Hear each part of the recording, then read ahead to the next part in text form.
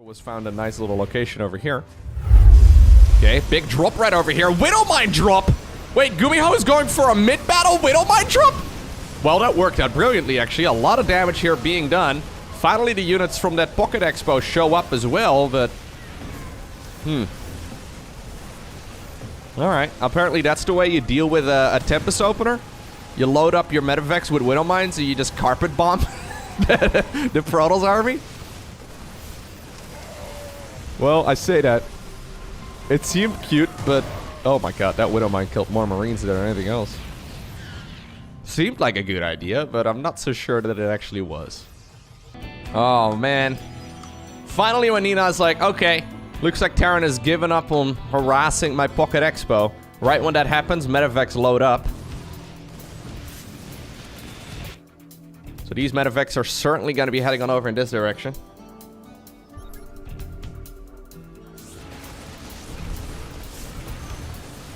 Okay, Rico is going to be used. You know what? Maybe not as great as you'd like it to be. Same moment, though, there's a huge Terran army down south. And I think that this is plenty of Terran right over here to get rid of those Protoss units, yeah. I don't think you really want to stand there and fight, although there is Storm available right there inside of those War Prisms. Okay. Another Nexus gets picked off. Drop in the main base was cleaned up eventually at the cost of 13 probes. And while Nina does once again, you know, clear all of this up and push it all back, in the meantime, GuMiho is going for another expansion. Nina's got a very strong army right now. It's a bit of a strange one. Still a sentry in the mix too. 2 sentries, so that's good. But this is High Templar, Colossus, Carrier. We have a little bit of everything. Widowmine over here starting to rake in some kills, but I think that this is, for all intents and purposes, a 3-base all-in right now for Protoss. She's tried going for additional bases, but it didn't happen.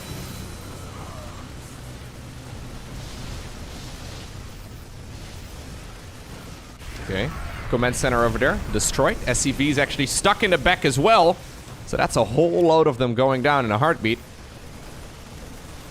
Okay, Nexus in the meantime, though, gets picked off. Planetary Fortress in the bottom right-hand corner. Doesn't look like it's going to finish morphing in. There's a pretty chunky Terran army available, but a lot of that Terran supply is currently on the other side of the map with some good storms. This may very well turn out to still be a Protoss advantage, despite the economical lead here that GuMi has had for a little while right now.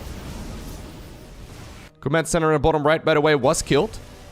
Protoss, though, has a whole lot of nothing at this point, though, at home, right? Like, there's not really that much available. Minerals here in the back of the Pocket base also have been mined out, so apparently things are just being sent across the map, including this one Medevac. A little bit awkward. Command center on the low ground. This is the 3rd base of the Terra player. It did also get killed. My god, this is such a good series! I'm loving this. Yo, GuMi, can you please win so we can get a 3rd game? That would be fantastic, mate. I appreciate that.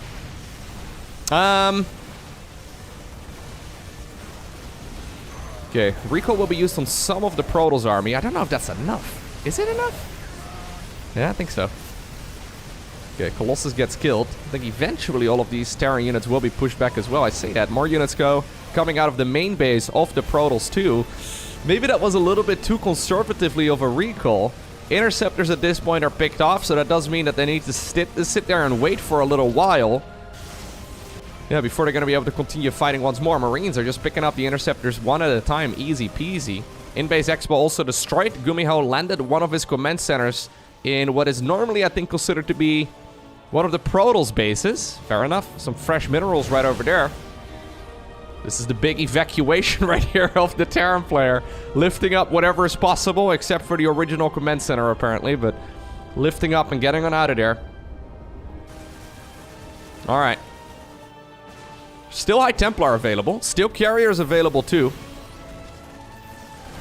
Okay, a couple of Terran units here get killed. Nicely done. Ghost over there also sniped. Good work. Prism. Hello. Okay, that was a little bit awkward. Good pickup right there. Storming on the own Carriers, probably not ideal. Would not advise storming your own Carriers.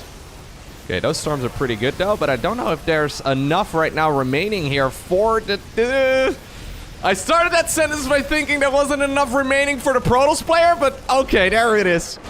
No interceptors available on those carriers, so eventually Terran obtains the victory. This whole map is interesting, actually. I wasn't too sure on it when I first had a look, but it seems absolutely massive.